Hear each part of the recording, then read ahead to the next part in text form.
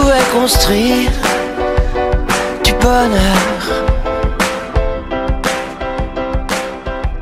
Je ferai des grands trous et j'y mettrai tout le mal. Celui qui se prend comme référent dans les choses qu'il fait et qu'il vit.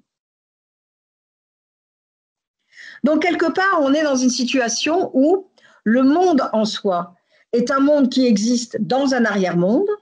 Il y a les pensées, les valeurs, les idées que j'ai moi. Ces valeurs, ces idées que j'ai moi, elles sont toutes relatives. Elles relèvent de l'opinion, elles relèvent de la caverne. Par contre, l'idéal de la pensée, l'idéalisme en soi, c'est la façon dont ma pensée pense. Et notamment, elle pense l'arrière-monde des idées. Donc ça, c'est, je pense, très intéressant quand on veut comprendre l'épistémologie, parce que c'est un des fondements de la philosophie. On commence par de l'idéalisme pour évoluer plus tard, enfin, dans d'autres formes, on va dire, de la pensée. Donc on a compris, si on veut atteindre les valeurs, les idées, etc., chez Platon, on ne peut pas se permettre de travestir les valeurs, ou si on le fait, on est dans l'opinion, et à ce moment-là, on n'est plus dans le savoir. Donc, si on devait placer les choses dans une sorte de petit tableau, pour les ranger, en fait, pour expliquer, bien, vous auriez un monde d'ici-bas, et vous pourriez mettre d'un côté que c'est le monde sensible. On est bien d'accord? Dans ce monde sensible, on est dans un monde où on a affaire à des objets sensibles. Je précise que quand nous mourrons et que nous allons dans l'arrière-monde des idées, nous accédons au beau en soi. Ici, je n'accède qu'aux objets sensibles, c'est-à-dire au tableau. Le tableau est beau comme tableau, mais ce n'est pas le beau en soi.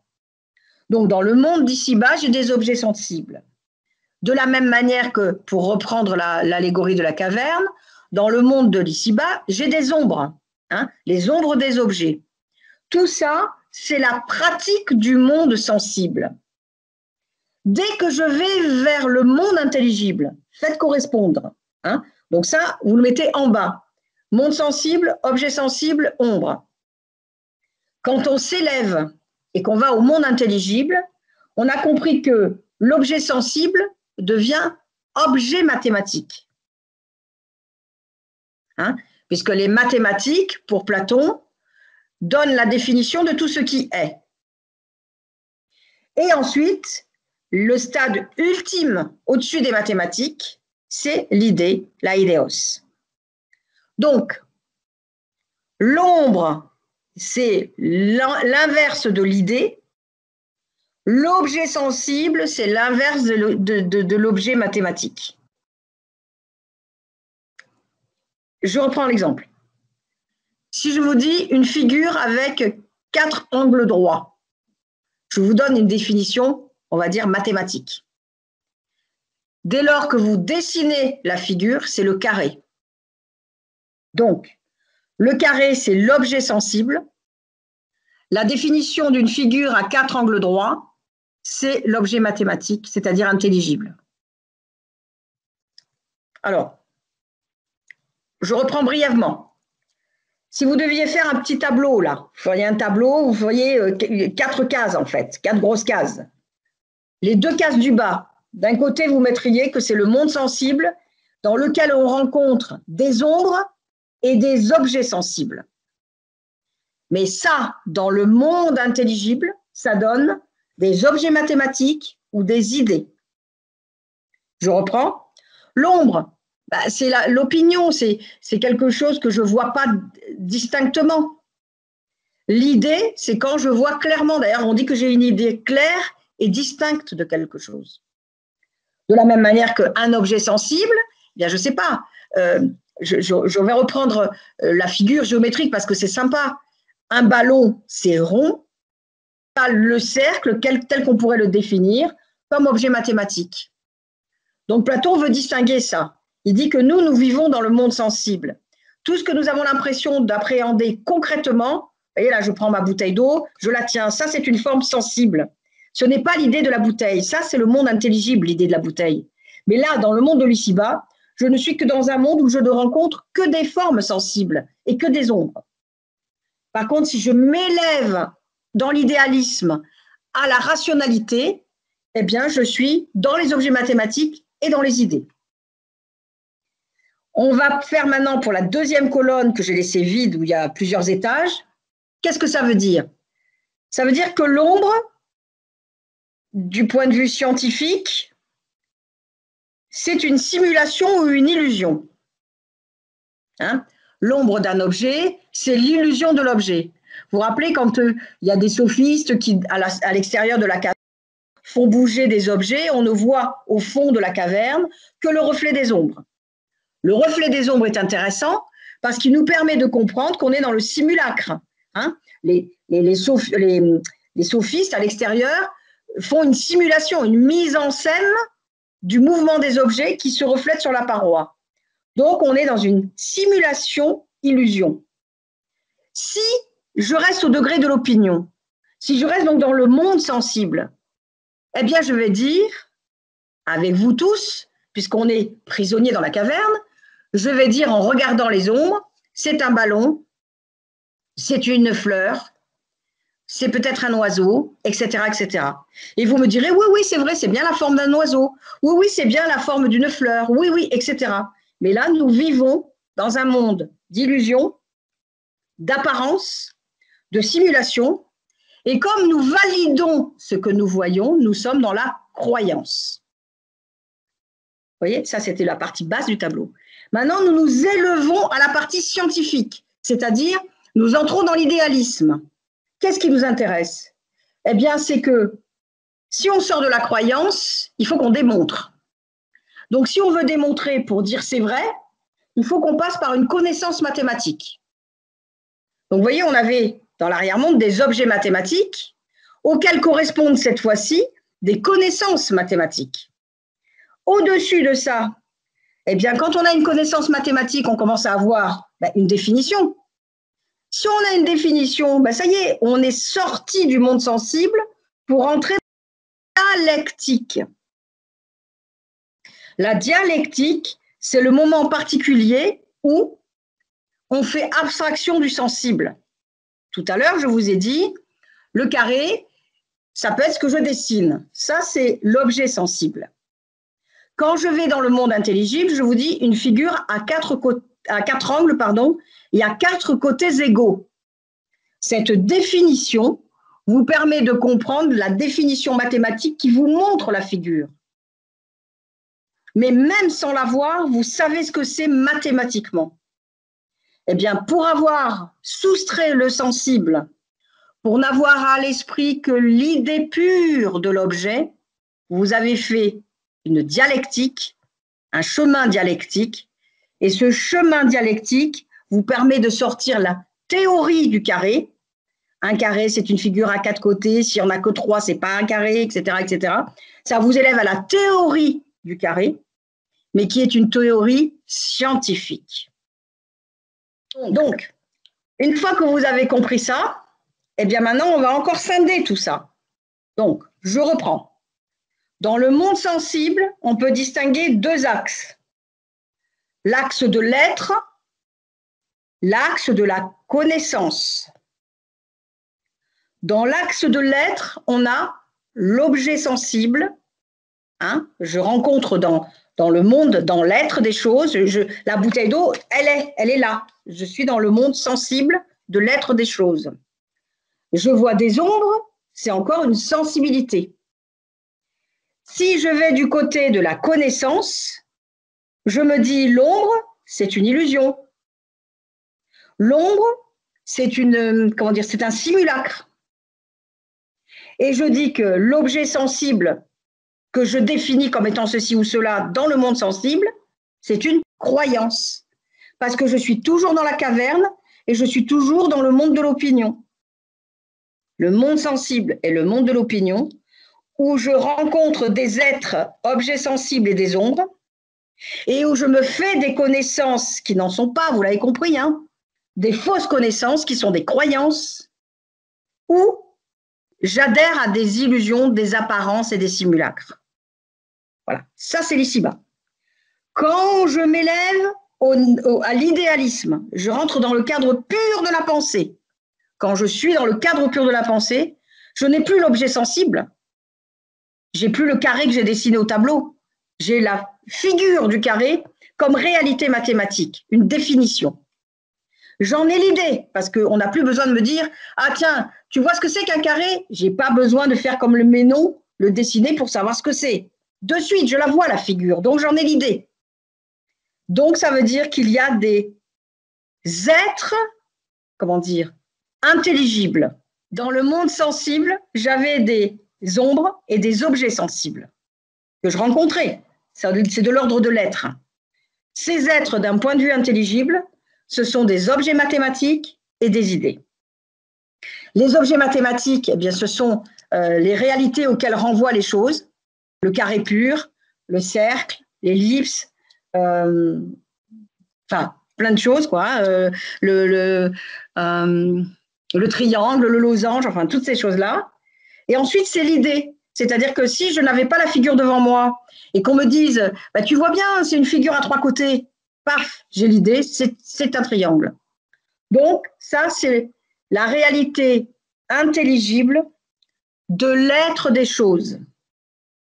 Là où quand je suis dans le monde sensible, c'est la réalité sensible de la rencontre avec des choses. Maintenant, on passe du côté de la connaissance. On a dit que dans la connaissance, on avait de la simulation. Ben oui, on voit des ombres, on voit des apparences, on évolue au milieu des opinions. On se fait des croyances, c'est-à-dire qu'on a l'habitude que le soleil se lève, on va dire, comme David Hume. On a l'habitude de voir que quand il fait jour, soit il fait pas beau, soit il pleut, soit il veut. Mais on voit quand même que c'est une cohérence. On voit pas des crapauds tomber du ciel. Donc on est vraiment dans quelque chose. On croit que c'est toujours comme ça parce que finalement ça se répète toujours. Donc on a l'habitude, on vit dans nos habitudes, dans nos simulations, dans nos illusions. Ça, c'est le monde des connaissances qui sont rivées au degré de l'opinion. C'est-à-dire qu'on est vraiment dans un degré très bas.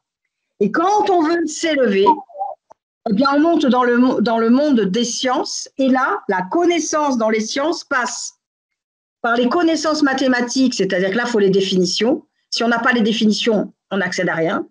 Deuxième degré, il faut qu'on fasse un travail dialectique d'élévation de la définition à la théorie de l'objet. Et pour faire une théorie de l'objet, il faut déjà être capable de se le représenter, c'est-à-dire avoir fait une abstraction de l'objet dans la réalité de l'objet. Et la réalité de l'objet, ce n'est pas l'objet que je rencontre là, c'est l'idée que j'avais de l'objet d'un point de vue mathématique. Voilà. Eh bien, si vous avez tout compris là, vous avez compris toute la dialectique et vous avez compris tout l'idéalisme platonicien. C'est-à-dire que pour lui, l'être des choses, c'est l'idée, c'est l'objet mathématique. Et la réalité scientifique, c'est les connaissances mathématiques, c'est la dialectique et c'est les théories des idées. Que ça. Tout le reste, c'est irréel, c'est aléatoire, c'est, c'est muable, changeant. Et là-dedans, vous placez les objets sensibles que vous croisez, que vous rencontrez. La voiture, le stylo, le chien, tout ça, c'est sensible. Toutes les ombres, c'est-à-dire les idées que vous vous faites à partir de choses dont vous faites vous-même des propres jugements, parce que vous faites des déductions, mais ce n'est pas vérifié scientifiquement.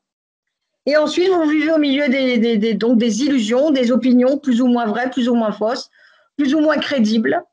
Et tout ça, pour lui, ça fait partie du monde sensible, qui est, rappelez-vous, par rapport à la définition que j'ai donnée au début, qu'une production de l'esprit. Hein? L'idéalisme, c'est dire que la pensée doit s'élever à ce qu'elle est, c'est-à-dire au monde intelligible. Mais les trois quarts du temps, nous vivons en ne nous élevant pas à l'intelligible, mais en restant simplement à la matière de la pensée, c'est-à-dire à ce que nous produisons de manière presque fallacieuse, de manière presque tronquée. C'est-à-dire qu'on se retrouve dans une situation où nous sommes dans une forme de marasme absolu, puisque nous croyons vrai, réel, ce qui est le fruit de notre pensée. Je pense que là, tout le monde a saisi. En tout cas, je l'espère. Bon, je vois qu'il y a des yes à côté, je vois quand vous me répondez, donc c'est très bien. Voilà. Donc, comment on passe de l'un à l'autre? Eh bien, tout simplement, on est dans le monde sensible, le monde de la sensation. Et pour accéder à quelque chose de dialectique, on fait un travail d'intellection. L'intellection, c'est ce moment particulier où on essaye d'accéder à une partie supérieure de la pensée. On élève la pensée. C'est pour ça qu'on parle d'un mouvement dialectique. Ce n'est pas la dialectique de chez Hegel, hein, celle-là. Hein. C'est comme si on montait à l'échelle, en fait, selon Platon, pour voir mieux, pour comprendre mieux, mais dans la pensée. N'oublions pas, ce qui est réel, c'est la pensée. Ce qui est matériel, c'est la fabrique de la pensée. Donc, il faut rester dans le réel absolu. Donc, on est dans l'intellection. Ensuite, on est dans la discursion, parce que quelque part, la discursion fait qu'on tord le monde sensible pour en faire quelque chose d'intelligible, parce qu'on a bien compris que l'intelligible a été déformé par le monde sensible. Donc, il faut revenir à cet état initial de la vérité pour la vérité pour elle-même. Et en faisant cette étape de discursion de la chose, eh bien, on attribue à la fin soit l'idée quand on descend de la créance ou de la simulation. C'est-à-dire que quand on a fait ce travail sur soi, eh bien, nous admettons que nous évoluons dans le monde de la caverne. Et oui, comme je vous le disais tout à l'heure en lisant l'extrait du Thé et Tête, eh bien, d'une certaine façon, Protagoras n'a pas tout à fait tort lorsqu'il dit qu'il est la mesure de toute chose. Il est la mesure de toute chose dans la caverne, la mesure de toute chose dans le monde sensible. Par contre, Platon lui dit, attention, si tu ne t'élèves pas au monde intelligible, tu as tout faux. Tu restes dans un monde du simulacre et de l'illusion et jamais tu n'accèdes au niveau, d'excellence exigée ou demandée par ta qualité d'homme qui est un être intelligible et pas seulement un être de la sensation. Alors, je vais vous lire un petit passage de la République. Seul n'est-il pas vrai, la démarche de la méthode dialectique a ce caractère que, bousculant les hypothèses, elle suit son chemin par ce moyen jusqu'au principe lui-même afin de s'y établir d'une façon solide. Et l'œil de l'âme, véritablement enfoui dans je ne sais quel barbare bourbier, elle le tire tout doucement et l'amène en haut, employant comme auxiliaire et compagne de ce travail les disciplines que nous avons passées en revue. Maintes fois, nous leur avons, cédant à l'usage, donné le titre de science, mais c'est d'un autre nom qu'elles ont besoin, d'un nom qui marque plus de clarté que celui d'opinion, plus d'obscurité que celui de science.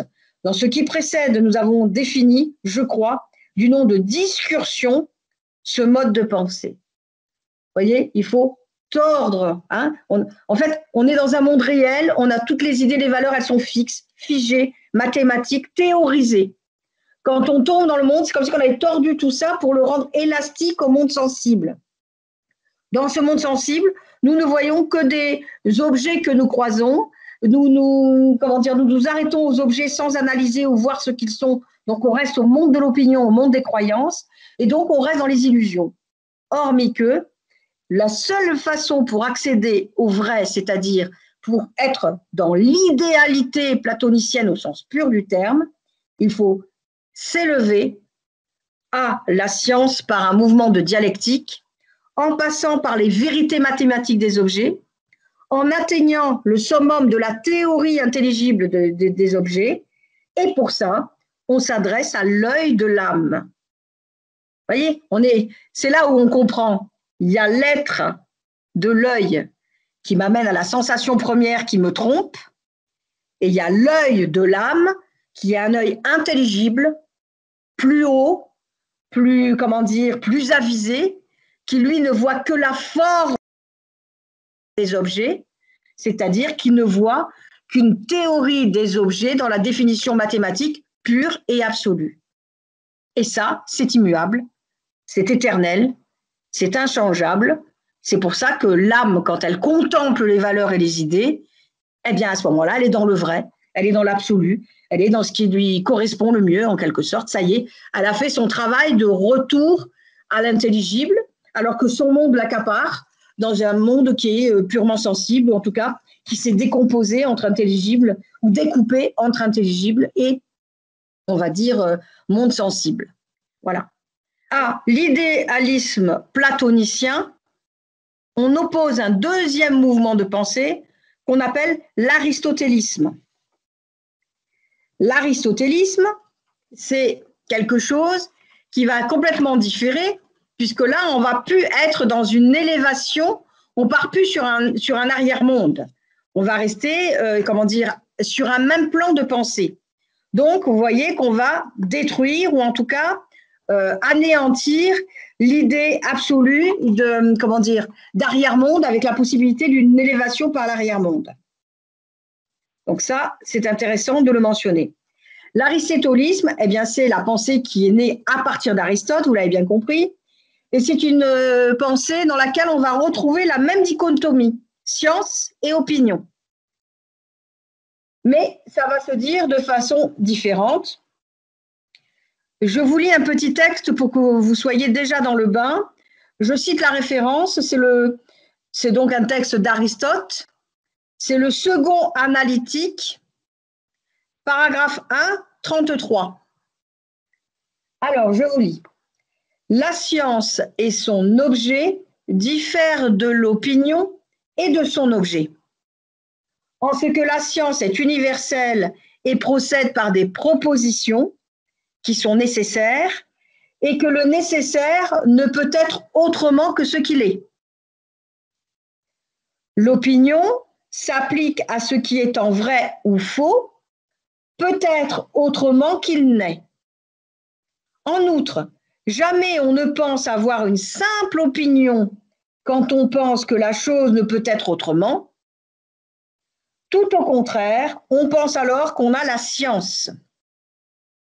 Mais c'est quand on pense que la chose est seulement ainsi, mais que rien n'empêche qu'elle ne puisse être autrement, qu'alors on a une simple opinion, car on croit que tel est l'objet propre de l'opinion, tandis que le nécessaire est l'objet de la science. Alors j'espère vous avoir perdu, comme ça au moins ça prouvera que je vais bien jouer mon rôle, à savoir que chez Aristote, dans l'opposition entre science et opinion, on va placer l'idée de possibilité de connaissance commune pour qu'on puisse se comprendre. Il faut bien qu'il y ait un lieu commun de la connaissance. Ça, c'est la première des choses. La deuxième, c'est que cette connaissance peut être une connaissance du vraisemblable et du probable. Vous voyez, Aristote ne condamne pas. Si je dis que Michel est plus grand que moi, quelqu'un pourrait me dire c'est probable. Voilà. Vous voyez, on n'a pas élevé ça au rang d'une grande connaissance intellectuelle ou intelligible. On place ça comme une opinion commune sur laquelle on s'accorderait. À partir de ce moment-là, ça veut dire qu'une conviction pourrait passer pour une sorte de connaissance. Parce que c'est vraisemblable. Vous voyez, quand on parle dans un village, de l'histoire du village, des légendes qui permettent de dire son histoire, etc., tout le monde s'accorde à dire oui, on sait que c'est légendaire, mais tout le monde accorde quand même une petite part de véracité, de probabilité d'acquiescement au discours énoncé. Ce qui fait qu'on est dans une situation où pour Aristote, l'opinion peut être vraie ou fausse, alors que pour Platon, elle est toujours tronquée. Là, l'opinion, elle peut être fausse, mais en revanche, la science, c'est la connaissance du nécessaire dans de l'universel. Connaissance du nécessaire dans de l'universel. Ce qui signifie que quelque part, il va falloir s'élever à autre chose. Si on parle du triangle, par exemple, eh bien, un triangle peut se déduire à partir de procédés, trois angles, par exemple, ou trois côtés. Et on peut dire que cette définition est universelle. Par contre, le triangle n'est pas le triangle rectangle ni le triangle équilatéral. Donc, ça veut dire quelque part que lorsqu'on donne une définition de l'objet, si je vous dis le mot chien, vous allez tous imaginer un animal bien particulier. Pour certains, ça sera un berger allemand, pour d'autres, ce sera un caniche, pour d'autres, ce sera un Yorkshire, pour d'autres, ce sera un lévrier afghan, peu importe. Ce qui veut dire qu'en réalité, le mot renvoie à une définition sur laquelle on peut tous s'accorder, mais c'est le probable du chien en réalité. Voilà. Il est probable qu'un chien soit un caniche ou qu'il soit un lévrier afghan. Par contre, le fait qu'on puisse tous s'entendre et s'accorder sur ça, ça veut dire que dans la définition même de l'objet, il y a quelque chose qui est nécessaire et d'universel, de telle manière qu'on se comprend tous quand on parle du chien. Sauf si on dit j'ai nettoyé le chien de fusil. On sait bien qu'on ne parle plus de l'animal. Donc, pour Aristote, la connaissance passe par la logique, une logique qui amène à des propositions de logique que lui va vouloir mettre en relation. C'est ce qu'il fera lorsqu'il écrira ses syllogismes, c'est-à-dire des propositions qui se complètent et qui permettent de déduire à partir de deux propositions une conclusion qui nous fait dire des choses sur l'objet. Tous les hommes sont mortels, Socrate est mortel, nous en déduisons tout à fait normalement que Socrate est mortel. Donc, il y a tout un ensemble de choses qui sont probables et d'autres qui sont nécessairement universelles. Ça, c'est la première dichotomie. Deuxième point, ces choses qui sont, elles entrent dans le cadre des catégories.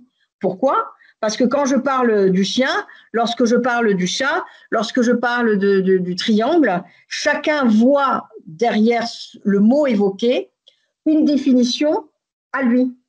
Hormis que les catégories nous permettent de comprendre l'objet à partir d'universels qui tendent à préciser ce qu'il est. Alors, les catégories, je vous les donne. Donc, en catégorie, on a la substance. Ben oui, parce que si on n'a pas un objet en substance, c'est-à-dire si on n'a pas l'être de l'objet, vous êtes bien d'accord avec moi, on n'a rien. Donc, Platon dit que le monde sensible nous fait accéder directement à l'être de l'objet. Vous voyez, on est en opposé complètement avec Platon. Hein. Pour Platon, pour être dans l'être de l'objet, il fallait aller dans quelque chose d'intelligible. Là, l'être de l'objet, c'est la rencontre avec l'objet selon une substance. En grec, c'est une ousia. Une substance qui dit l'ontologie. Hein. Titoon, qu'est-ce que l'être hein? Qui dit l'être de la chose, la substance de la chose. Ensuite, il ajoute à la substance la catégorie de la quantité. Hein, quand il dit tous les hommes, eh bien, le tout, c'est la généralité. Ensuite, on dit bien les hommes sont gentils, sauf Jean-Marie. Il fallait que je trouve parmi vous quelqu'un que j'allais dire qui n'est pas gentil. On sait très bien que Jean-Marie est très gentil, il ne m'en voudra pas de prendre cet exemple. Ça veut dire qu'en réalité, il y a la substance de l'objet, il y a la quantité, il y a tous les hommes, et pourtant il y a l'exception. L'exception peut être l'accident. Et l'exception peut être un changement ou une variable dans la quantité. Donc, substance, quantité. Quantité, qualité. Qualité, relation. Relation, lieu. Lieu, temps. Temps, position. Position, possession. Action, passion. Voilà les catégories. Je les reprends pour vous. Donc, il y a la substance, la quantité, la qualité, la relation, le lieu, le temps, la position, la possession, l'action et la passion. Alors, revenons dessus. La substance, vous l'avez compris, c'est le sujet un peu. Hein. Si on dit j'ai un cheval, on dit que le cheval c'est l'objet, mais en réalité un cheval de trait, un cheval blanc, un cheval noir. Voyez, le sujet, en fin de compte, c'est la substance, c'est l'ousia. Donc on dit les hommes, on dit les hommes, on dit le cheval, on dit le chien. Vous voyez, c'est le sujet, c'est la substance de la chose. Ensuite, la quantité, c'est par exemple, on va dire, mon cheval est très grand. Et on va dire qu'il a tant de, je ne sais plus comment on dit les longueurs pour les chevaux, enfin bref, tant de coudées, tant de machin. Ça, c'est dire la dimension de l'objet. Donc la quantité, c'est presque, comment dire, la zone d'opacité de l'objet sensible que nous sommes. Il faut couper le micro là pour celui qui a allumé son micro. Donc, quantité, c'est long de 2 coudées, long de 3 coudées, ou 1,57 m pour une taille, ou 1,60 m, bref, voilà, ça c'est la quantité. La qualité, la qualité, c'est le cheval est blanc, ou le cheval est noir. C'est, c'est un grammairien, c'est un mathématicien, ça c'est une qualité. Ça dit un genre en fait. Ensuite, vous ajoutez à ça la relation. Je ne sais pas, Michel est 2 fois plus grand que moi. Jean-Marie est 3 fois plus grand que moi. Vous voyez, c'est les relations. Le chien de Monique est plus petit que le chien de Claude. En fait, c'est des relations qu'on peut établir entre les objets pour les comparer. Pas parce qu'on veut dire une qualité meilleure à l'un qu'à l'autre, mais c'est pour les distinguer. Parce que quand on a 2 hommes, ils vont venir, ils seront plusieurs. Oui, mais comment je reconnais Paul? C'est le plus grand de la bande. Ça y est, j'ai compris qu'en les mettant en relation, il y a quelque chose qui va distinguer une substance des autres. Là, j'ai pris l'exemple de la grandeur. Donc, relation, c'est ce qui nous permet de comparer. Ensuite, on a le lieu. Voilà, Socrate est sur l'agora. Ça y est, on l'a situé. Socrate est chez lui. Il est dans sa maison. Socrate est à Olympie. On en déduit qu'il est en train de courir ou qu'il assiste au jeu, etc., etc. Ensuite, il y a le temps. Hier, aujourd'hui, demain. Vous voyez, hier, Socrate était malade. Donc, on a dit un accident de la substance Socrate qu'on a placé dans le passé, puisqu'aujourd'hui, il va mieux. C'est ce qu'on peut en déduire. Donc, vous voyez, on en déduit du vraisemblable et du probable. Nous n'avons pas encore vu Socrate, nous ne savons pas s'il est encore malade ou pas. Mais on a dit qu'on l'avait aperçu ce matin dans la cité, donc on en déduit qu'il va mieux. Sinon, il serait resté chez lui couché. Pardon. Donc, il y a le temps, hier, demain. Position, il est debout, couché, je ne sais pas, pendu dans un arbre, enfin bref, peu importe. La possession. Alors, la possession, c'est en réalité ce qu'il a. Moi, je porte une robe. Voilà, c'est de ma possession. Je pourrais être chaussée avec des chaussures. Je pourrais être armée avec un pistolet.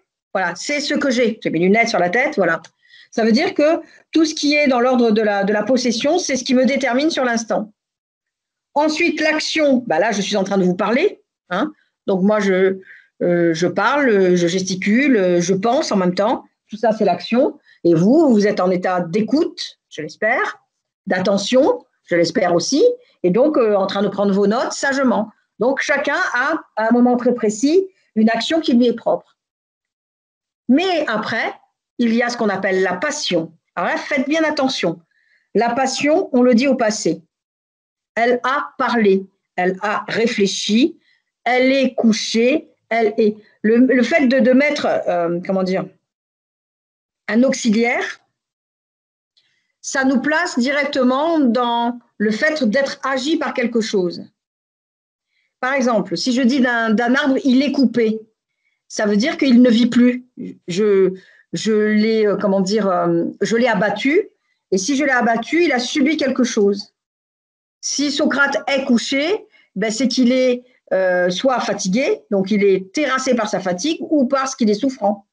Vous voyez, la passion, c'est quand vous êtes agi par quelque chose. Elle est émue, voilà, c'est une passion. C'est ça que je dis que c'est un peu comme un passé, parce que elle a parlé, c'est-à-dire que maintenant, ça sous-entend qu'elle ne parle plus, donc elle subit autre chose. C'est un autre état d'être.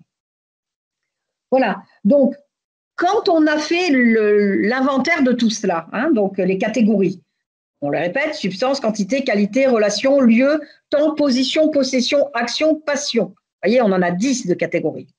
Quand on a fait l'état des lieux, quand on les a toutes regardées, quand on les a toutes analysées, eh bien, on prend conscience que finalement, ça n'affirme rien et ça ne dit rien. Socrate est assis dans son fauteuil parce qu'il est souffrant. Ben, on va dire la relation, on va dire l'état, on va dire la passion, on va dire… Mais qu'est-ce qu'on dit de plus finalement? On ne dit que des termes génériques.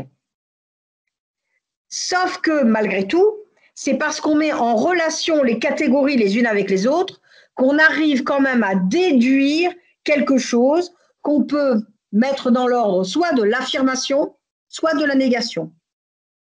Socrate est mort, on peut l'affirmer. Si je vous dis Socrate est venu me voir hier, vous dites soit elle délire complètement, soit Socrate, c'est le nom d'un copain. Mais il faut, vous voyez, voilà. Ce qui veut dire que quand j'avais posé tout à l'heure l'idée de la science et de l'opinion, entre le vrai et le vraisemblable, c'est parce que les 10 catégories qui disent la substance ousia et son être me permettent de déduire, parce que ça paraît plausible ou pas, que les affirmations énoncées sont vraies ou au contraire qu'elles sont fausses. Et à partir de ce moment-là, eh bien, il y a des catégories qui disent le vrai. Par exemple, si on disait Laurence est bleue, je dirais non, elle n'est pas bleue, ou alors elle est en hypoxie, elle a un problème de santé. Mais non, elle n'est pas bleue. Donc ça veut dire qu'on peut avoir des vérités, on peut comprendre des choses, mais en même temps, il y a des catégories dans les connaissances qui sont, entre guillemets, ni vraies ni fausses. Si on dit Laurence parle, entre guillemets, oui, je parle, mais il n'y a pas de vérité ou de non-vérité à ça. Ce qui sera intéressant, c'est de dire ce que Laurence dit, est-ce que ça nous interpelle? Est-ce que c'est compréhensible? Est-ce que c'est quelque chose qui nous intéresse philosophiquement parlant? Ça, c'est la question. Mais Aristote, ce n'est pas son souci. Lui, il dit, voilà, il y a de l'être et il y a 10 catégories qui permettent de faire parler l'être, de le mettre en relation avec ce qu'il fait, ce qu'il est, ce qu'il subit. Et à partir de cela, eh bien, on peut déduire du probable, du vraisemblable, du nécessaire et de l'universel. Donc, dans le nécessaire ou l'universel, quand il dit que tous les hommes sont mortels, que Socrate est un homme et que Socrate est mortel, on est dans l'universel, parce que c'est un fait. Le jour où, par le transhumanisme, les hommes ne seront plus mortels, eh bien, la proposition sera fausse. Tous les hommes sont mortels? Non, pas tous. Voilà. C'est comme ça qu'il faut entrevoir les catégories chez Aristote. Alors après, quand il dit pour le faux, le vrai, le faux, j'ai un truc à vous lire. C'est dans la composition et la division que consistent le vrai et le faux. En eux-mêmes, les noms et les verbes sont semblables à la notion qui n'a ni composition ni division. Tels sont l'homme, le blanc. C'est vrai que le blanc, ça ne nous dit rien de plus, quoi. L'homme, c'est l'homme en général. Hein. Donc, il n'y a pas de composition, il n'y a pas de division, on l'a bien compris. Quand on n'y ajoute rien, car ils ne sont encore ni vrais ni faux. Vous voyez, c'est ni vrai ni faux. Quand je dis l'homme, comme vous ne savez pas ce que je vais dire, si je vous dis l'homme a des tentacules, là, vous allez me dire, mais c'est complètement faux ce que tu racontes. Donc, vous voyez, le mot en lui-même ne veut rien dire. Donc, voici une preuve. Bouc, cerf signifie bien quelque chose, mais il n'est encore ni vrai ni faux, à moins d'ajouter qu'il est ou qu'il n'est pas, absolument parlant, ou avec référence au temps. En gros, si je vous dis la sirène, ce n'est ni faux, ni vrai ni faux, sauf que si je vous parle d'une sirène en évoquant un conte ou la petite sirène que l'on retrouve à Copenhague, parce que c'est un symbole de la ville par rapport à un écrivain qui a raconté l'aventure d'une petite sirène, eh bien, là, vous savez que c'est vrai ce que je raconte. Par contre, si je vous dis, je suis allée me baigner avec masque et tuba et en regardant sous l'eau, j'ai vu des sirènes, vous allez vous dire, non, c'est pas vrai. Elle fabule. Ou alors, elle veut nous inventer une histoire pour qu'on discute un peu de choses surréalistes. On est dans la science-fiction. Eh bien, puisque c'est joliment raconté, on va se plaire à écouter l'histoire. Mais on fait la distinction, malgré tout, entre le vrai et le faux. Donc, le vrai et le faux, pour Aristote, c'est moins, perturbé, si je peux utiliser ce terme-là sans vouloir vous choquer, que chez Platon. Parce que chez Platon, finalement, tout est suspicieux. Rappelez-vous, dans le monde de la caverne, que l'on soit dans l'être ou dans la connaissance, l'être, les objets sont sensibles ou alors c'est des ombres. Et quand on est dans la connaissance de la caverne, c'est soit le simulacre et l'opinion, soit c'est éventuellement la croyance. Donc, on est toujours dans quelque chose dont finalement on doute.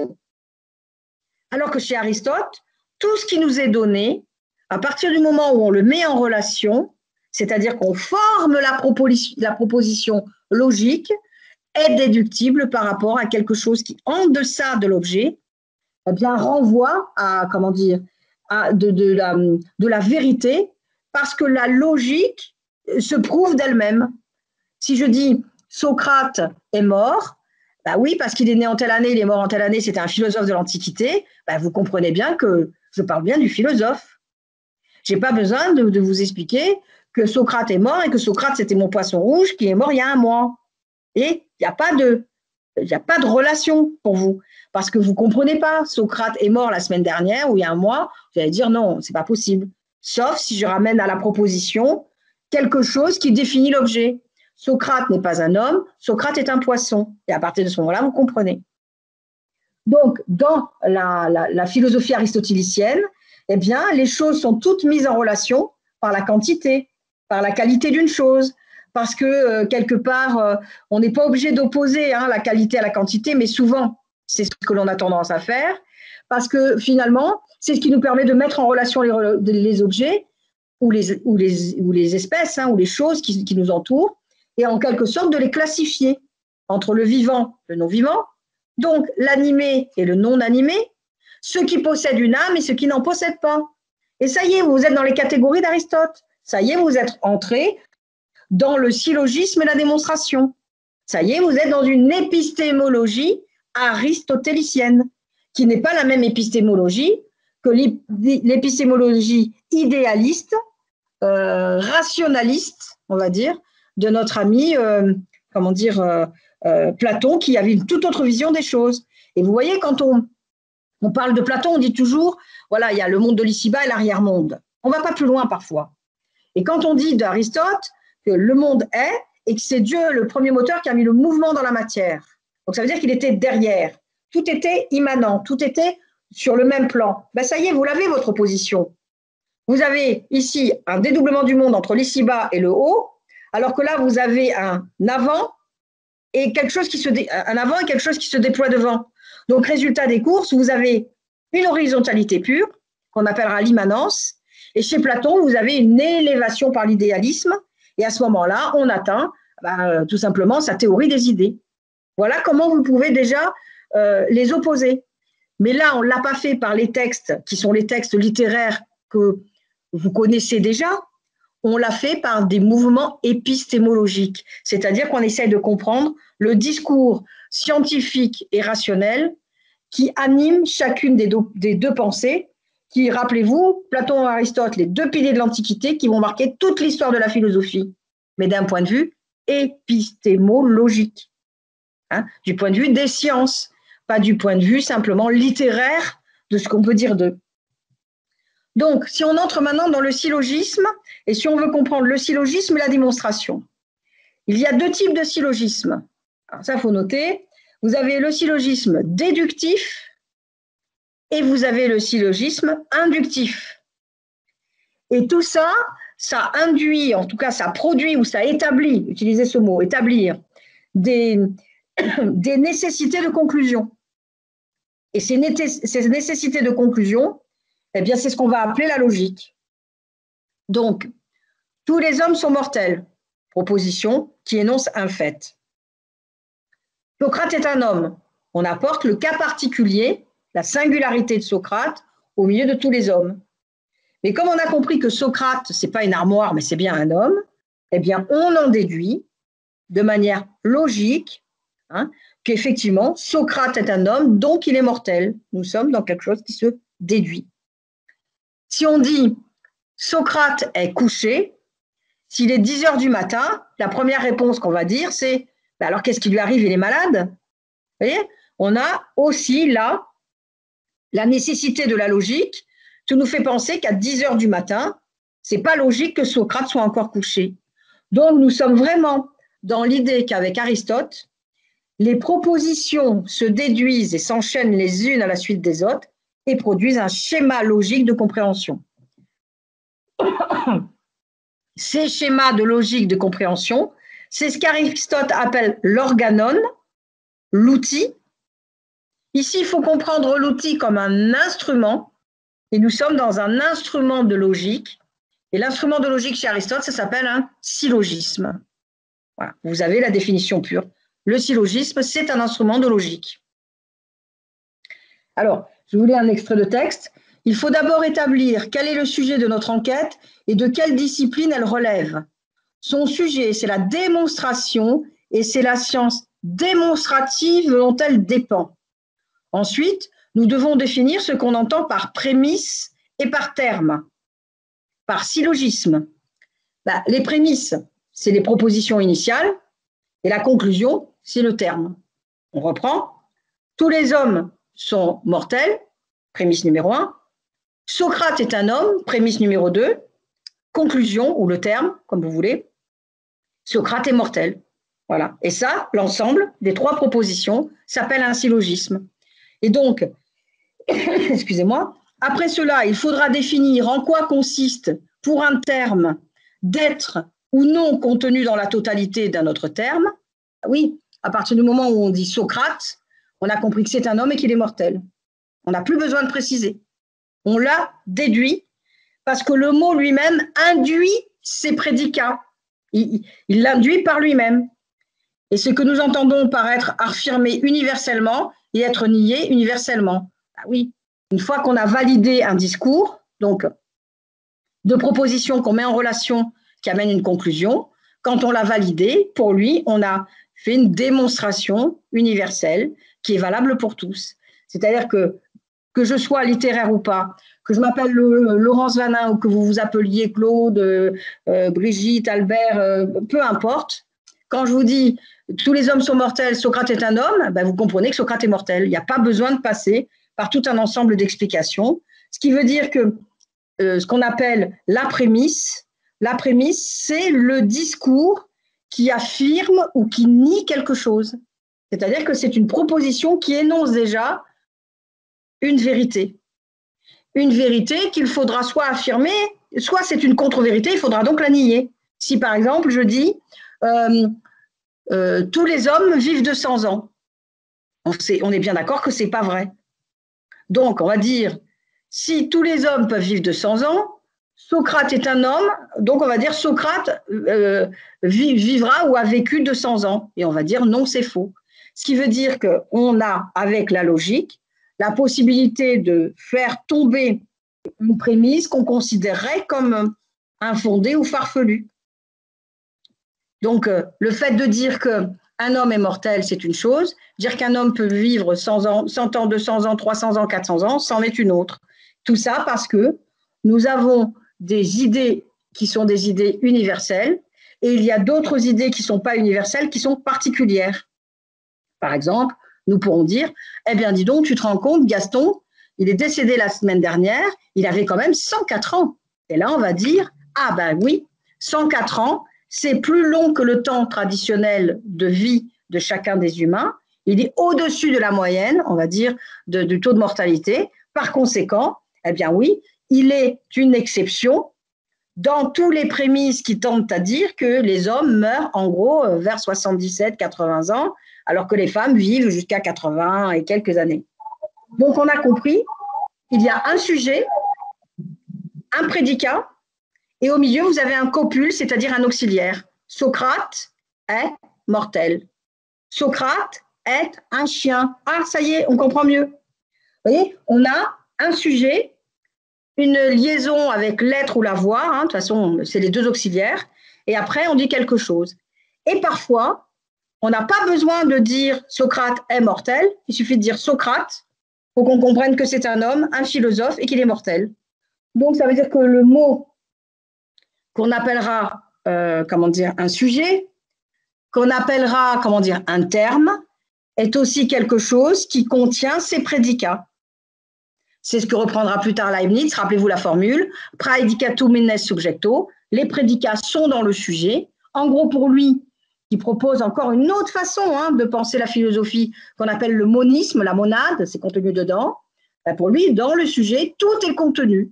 il était contenu dans le sujet Laurence Vanin, qu'elle serait philosophe. Mais je ne vais pas vous embrouiller avec Leibniz aujourd'hui, restons sur Aristote. Aristote le dit pour définir les choses. Pour lui, le terme qu'on trouve comment dire, à l'issue, enfin en développement des prémices, eh bien, nous amène à justifier ou à préciser un prédicat. Si je dis que Socrate est mortel, j'ai compris que c'était quelqu'un c'était un homme, enfin, en tout cas, c'était un être vivant. Sinon, je ne pourrais pas dire qu'il est mortel. On dirait, ah ben, Socrate se casse. Alors, si on dit se casse, c'est plutôt un objet. Donc, ça veut dire qu'une lubie aurait fait que j'ai donné un nom qu'on pourrait attribuer à un homme, mais que j'ai donné ce nom à un objet. Voilà. Donc, le syllogisme, qu'est-ce que c'est? C'est un discours dans lequel les choses sont posées, comme si le discours usait des mots comme d'instruments logiques, de manière à ce que aucun terme étranger à ce qui est dit n'est ajouté. Par contre, à partir des objets, enfin des termes proposés, il y a un troisième créé. Tous les hommes sont mortels, Socrate est un homme. Eh bien, on crée le troisième, mais le troisième est déduit à partir des deux premières prémices. Sinon, on n'y arriverait pas. Ça voudrait dire qu'à un moment donné, les choses ne coïncident pas et donc on ne pourrait pas déduire avec logique quelque chose. Donc là, on a compris, aucun terme n'est étranger, mais par contre, la conséquence est nécessaire. Pourquoi elle est nécessaire? C'est pour ça que je vous disais tout à l'heure, la connaissance chez Aristote est nécessaire et universelle, parce que si tous les hommes sont mortels et que Socrate est un homme, il est nécessaire que lui aussi soit mortel. Et donc, ça veut dire que nos prémices sont faux. Enfin, si c'est faux, ça ne marche pas. Et si les prémices sont vraies, ça veut dire que d'une certaine manière aussi, eh bien, il ne peut pas y avoir de conclusion fausse. Ou alors, c'est qu'on s'est trompé en déduisant. Donc, il y a une logique opérative entre les propositions qui doivent amener une déduction. Et cette déduction, qui est la finalité de la réflexion, eh bien, cette déduction est nécessaire. C'est pour ça que Aristote dit la connaissance est universelle et nécessaire, parce qu'elle est logique. Sinon, ça voudrait dire qu'on pense de manière illogique. Ça voudrait dire que tout ce que je vous raconte, vous ne pouvez pas le comprendre parce que je serais dans un délire qui serait le mien. Et ce délire, ça ne fonctionnerait pas. De la même manière que vous, de votre côté, vous seriez à énoncer des phrases que je ne comprendrais pas, et bien entendu, toute connaissance serait impossible. C'est pour ça qu'il dit, il y a des propositions, il y a des démonstrations, il y a des syllogismes qui mettent en scène une substance, ousia, qu'on décline à partir des catégories. Et c'est cette totalité qui permet de comprendre. Et l'auxiliaire au milieu, que ce soit l'être ou l'avoir, c'est ce qu'il appelle le moyen terme. Le moyen terme, c'est il est malade ou il a une maladie. Ce n'est pas la même chose quand on dit tiens, il est malade. Ça veut dire qu'il est souffrant, ça veut dire qu'il est couché, ça veut dire qu'il est mal. Et quand on dit tu savais que Socrate, il a une maladie? Alors là, c'est différent. On en serait presque à se demander quel genre de maladie? Est-ce que ça se transmet? Voyez? Et là, on est sur un autre registre. C'est-à-dire, c'est plus Socrate qui nous intéresse, c'est la maladie. Et là, c'est plus le même sujet. Le sujet, c'est la maladie. Est-ce que c'est une maladie contagieuse? Est-ce que c'est une maladie qu'on attrape au contact des individus? Ou est-ce que c'est une maladie qui est bénigne et qui ne le concernera que lui, etc., etc. La définition de la substance renvoie toujours à son essence, à ce qu'elle est. Mais en même temps, cette substance, on sait qu'elle peut être victime d'accidents. La maladie, par exemple, pour Aristote, c'est un accident de la substance. Comme, tiens, qu'est-ce qui est arrivé à Socrate? Il est couché chez lui. Il s'est cassé la jambe. C'est un accident. Et la maladie est un accident au même titre que se casser un os. Comme le fait de ne pas voir arriver Socrate. Mais qu'est-ce qu'il fait, Socrate? Quand même, il devait être là maintenant depuis 2 heures, on l'attend, on ne l'a pas vu. L'accident de la substance, c'est d'être absent là où il devrait être présent. En réalité, on comprend qu'il y a toujours un discours sur l'essence même de la chose, c'est-à-dire la substance, et cette substance qui tente à définir un sujet peut aussi dire les accidents du sujet. Je vous lis un extrait des Topiques. L'accident est ce qui n'était ni définition, ni genre, mais appartient cependant à la chose. Oui, Socrate ne se définit pas par le Socrate qui est malade, mais par contre, Socrate, par définition, peut tomber malade. C'est ça l'accident. Ou encore, c'est ce qui peut appartenir ou ne pas appartenir à une seule et même chose, quelle qu'elle soit, comme par exemple être assis, peut appartenir ou ne pas appartenir à un même être déterminé, et de même encore blanc, car rien n'empêche que la même chose soit tantôt blanche ou tantôt d'une autre couleur. Vous voyez, voilà, c'est, ben oui, tu as pris un coup de soleil, ben tu es bien rouge, ben on n'est plus tout blanc. Donc ça veut dire que quelque part, on est dans des propositions où Socrate, qu'on met souvent en perspective, parce que bien évidemment, Platon, c'était un peu celui sur qui voulait tirer avec son lance-pierre notre ami Aristote, et donc pour heurter Platon, il fallait remettre en scène le Socrate, le fameux Socrate qui alimente tous les dialogues, en somme, de la pensée platonicienne. Et là, on prend Socrate comme sujet de différents attributs et qui est affecté par les situations. Et puis, qu'est-ce qu'on entend par l'inductif? Je vais vous le dire aussi, je vous lis. L'induction ou syllogisme inductif consiste à conclure en s'appuyant sur l'un des extrêmes que l'autre est attribué au moyen. Par exemple, B étant moyen terme entre A et C, on prouvera par C que A appartient à B. C'est ainsi, en effet, que nous faisons nos inductions. Admettons que A signifie le fait de vivre longtemps, B, le fait d'être dépourvu de fiel, et C, les individus à longue vie, soit homme, cheval et mulet. A appartient alors à la totalité de C. Si donc C se convertit avec B et que le moyen terme n'a pas plus d'extension que C, nécessairement, A est indispensable de concevoir C comme composé de tous les êtres particuliers, car l'induction procède par l'énumération de tous. C'est-à-dire que quelque part, on peut dire que dans l'induction, quelque chose se précise à partir de l'objet. Et effectivement, l'homme, le cheval, le mulet sont des mortels qui peuvent vivre un certain temps, mais qui peuvent aussi tomber malades. Et c'est à partir du sujet qui est énoncé que la maladie, ou en tout cas la chose qui concerne l'objet, pourra être induite. Entre autres, on peut comprendre qu'un homme puisse vivre plus longtemps qu'un cheval. Donc, quand on dit tous les hommes sont mortels, tous les chevaux sont mortels, oui, mais on pourrait dire oui, mais ça vit pas de la même, ça n'a pas la même durée de vie. Comme pour un chien vit un peu quand même moins longtemps qu'un humain, sauf cas d'accident. Mais on ne parle pas d'accident là.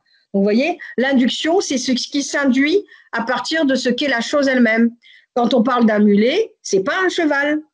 Si on veut parler d'une catégorie en disant qu'un cheval, c'est élégant, ben on trouvera que le mulet à côté, ben ça fait moins riche.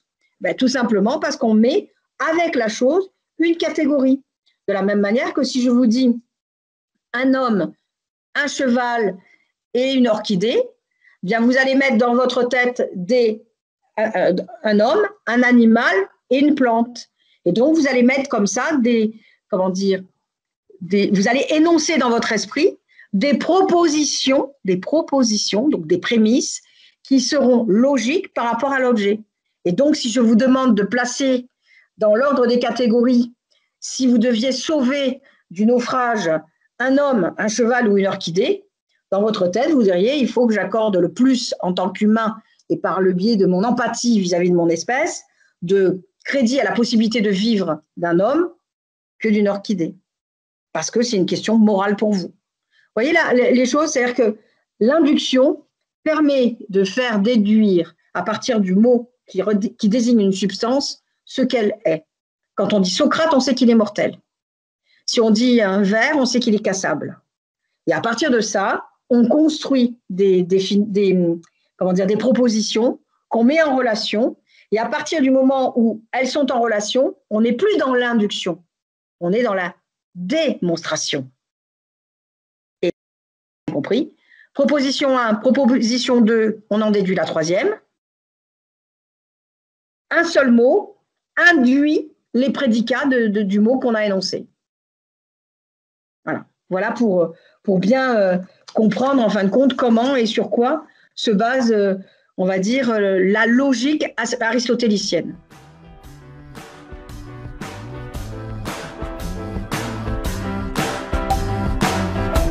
Si je pouvais construire du bonheur, je ferais des grands trous et j'y mettrais tout le malheur.